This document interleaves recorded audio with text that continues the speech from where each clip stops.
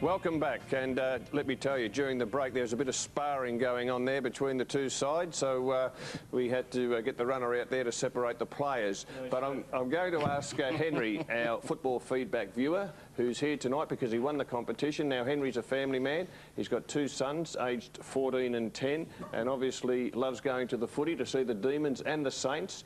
Docklands is on the agenda, Henry. It's coming up very, very soon. I know you've got some questions. Yeah, I've actually got two questions. I guess why I've been asked to come here tonight is to talk about the grassroots supporter.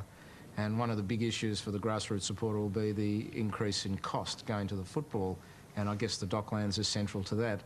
I've got 2 points. The first point, and I heard this rumour, and I haven't heard it either confirmed or refuted, is that as a supporter we will not be allowed to bring any food or drink into the Docklands. Can somebody answer that, please? That's absolutely untrue, Henry, that you will have the same conditions, if that's what you want to call them, at the Docklands as we have at the MCG. We have heard that rumour. That the same caterers, I presume, will be at both grounds. I can understand where it emanates from, but that's totally false. Okay. Why is this? Sorry, Henry. Can I just, Come on, Mike, give him a Sorry, Henry. Back it goes. Harvey Silvers, mate. Let him out. Henry, your question. The second question I'll put on my AFL members hat. We received a newsletter just in the last couple of weeks saying that the terms and conditions of next year's AFL membership will be slightly different, and the word slightly was used. I've heard now that AFL members will not have access to the Docklands next year unless you're in the Gold Medallion Club. And if that's the case, as AFL members who may have originally supported the concept of selling Waverley and moving to the Docklands, I feel we've been misinformed, and I'd like to hear a comment on that, please. Well, we will be writing to all of our AFL members in the next 10 days or so, Henry, and it is true that that there will, for people on the restricted waiting list for the AFL membership, and that they will suffer some disadvantage by the AFL supporting the sale of 5,000 medallion seats at the Docklands Stadium, at the Colonial Stadium. Why did we do that? We did it because, one, we wanted to support the construction of this stadium, which will be ours in 25 years' time, and therefore be of benefit for all people that support our game. Two, it's a way of generating revenue to support Football Victoria in part, which we also want to do. It hasn't been an easy decision. There is some downside, and but on balance we think we're making the right choice. Now, I haven't answered yet your question. We're writing to the AFL members. We have an area at the Docklands for 6,000 AFL members designated. Other than for Essendon games, a large part of that will be available to members. But there are some significant increased advantages coming to AFL members, which you'll read about in the next 10 days or so. Graham. But there's another element of that also, Wayne, we should mention, which is that those who elect to adopt the club support package as part of your AFL membership will then be full members of the relevant clubs, and they will then receive the membership advantages of those clubs that are playing at Docklands. And so far we seem to have a significant number of clubs that are reaching arrangements with those that will run the Docklands Stadium, the Colonial Stadium, for their members to be able to attend the game. Next question, it'll go to you, Mike, but before you ask it, I've just got a question of you. When you were a kid playing footy, is it true that when you ran out on the ground, you used to run through the banner before your team captain? Good. You spent the last 5 minutes working that one out, have you? Well, is it true or not? I was the captain, Patrick. Now, Wayne, Must have been a weak year. Why is there such a decided lack of information about Colonial Stadium, which is almost built? We see it every day. It's almost there. I must say, might be my mistake or not, I know very little about it, precious little. I don't know how much it'll cost to get in. I don't know how many people from the visiting team will be able to sit there. I don't actually know what the real capacity is for the public. Why not? Well, look, Michael, I think it's May 31st today. We play our first game there, which will be an Ansett Cup game there early in February next year. I would have thought, I don't know why people suddenly want to know the prices in May of football Well, it's a financial plan. in February. I mean, you've never wanted to know other years what the prices are. Now, the answer to your question is, in part, that there's about 52,000 seats there. There'll be about 4,000 seats taken out through gold membership and medallion seat holding. That leaves about 48,000 seats for the general public, some of whom there'll be seat premiums attached, just as there are at Cardinia Park and at Optus Oval and at all other grounds around the country, excluding Waverley, excluding part of the MCG. For the bulk of the seats there, you'll be able to walk into that stadium other than on full capacity days for $13.50. Why can't you be more precise than just some of and bulk, the bulk of this and the bulk of that? Because, Trevor, it is May and we're not playing there for around about another 9 months. During the clubs have to inform their supporters, like St Kilda, I know. Trevor, that's not true. We normally set our prices in about August, September of any year.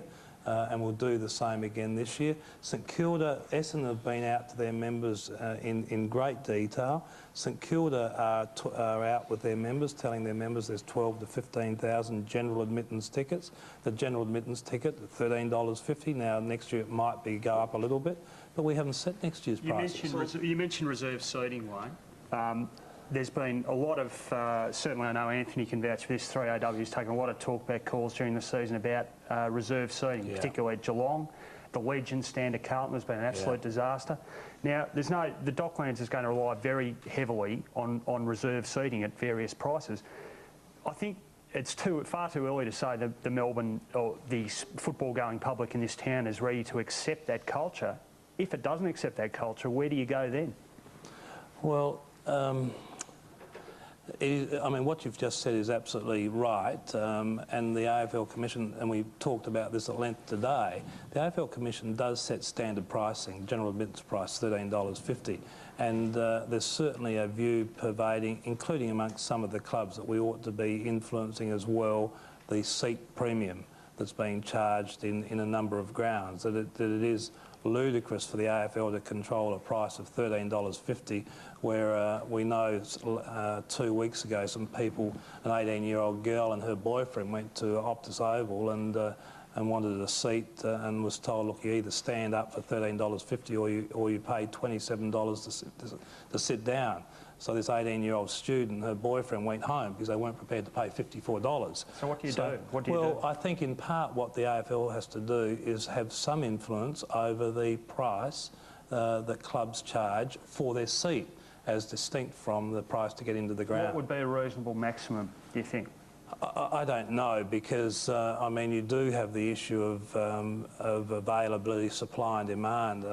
The West Coast Eagles don't have any problem selling out their... But it's a different culture over there, isn't it? Because they've always sold reserve seats. We've always had general admission culture. Well, no, it's not. It's exactly the same culture at Geelong, at Optus Oval. I mean, it's just a different culture at the MCG in part.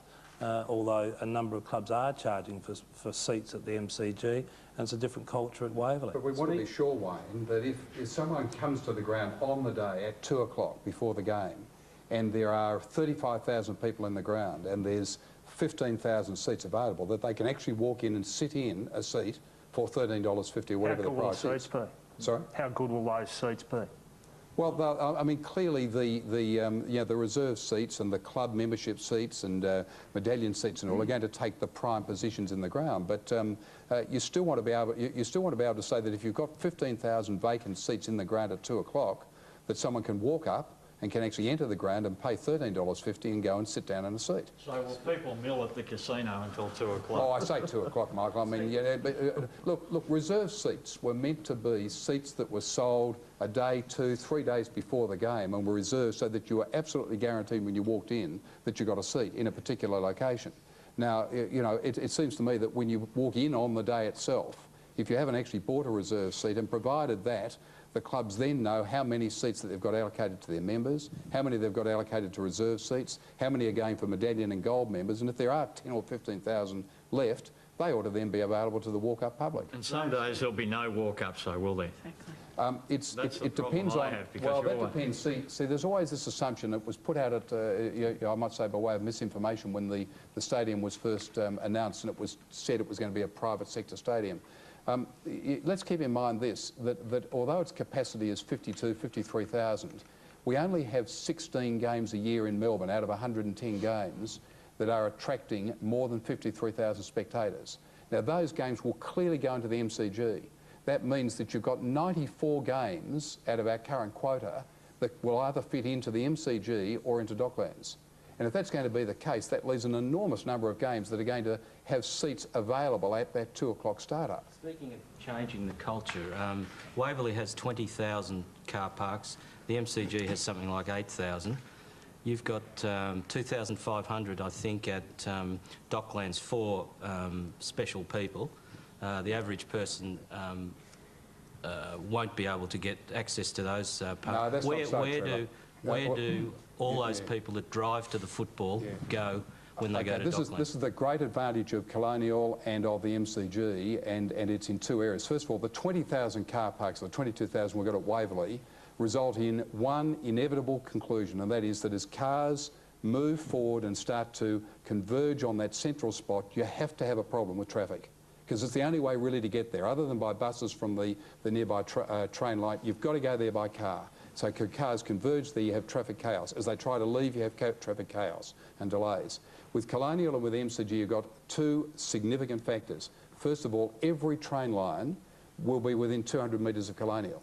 The second thing is that you've got 41,000 car parks in the central business district of Melbourne that will connect to Colonial by trams running down Flinders Street, Collins Street, Burke Street and La Trobe Street that will take you right into the stadium. Now, so that's an extra $10 or $12 to park for you when you get when you there. say an extra $10 or $12, if we're talking about Saturday afternoon when those car parks are generally empty, or Sunday afternoon or Friday night when generally they're empty, the market will simply dictate that those car parks will be charging the same sort of fees that you would normally pay to go, say, for example, into the MCG car park. $7 or $8 minimum if you ever try and park in the city on a Friday night. Well, yeah, but I'm talking about the West End. At the West End, we've got about, I think it's something like 16,000 car parks. You've never tried to park up there, Hutto, because they're never open, and the reason they're not open is because there's no reason to be. Joyce. Open those up and you get into lower prices. I just wonder from the family viewpoint, how friendly is that area? Did you look at it from that viewpoint? Is it a place that ordinary people can go and feel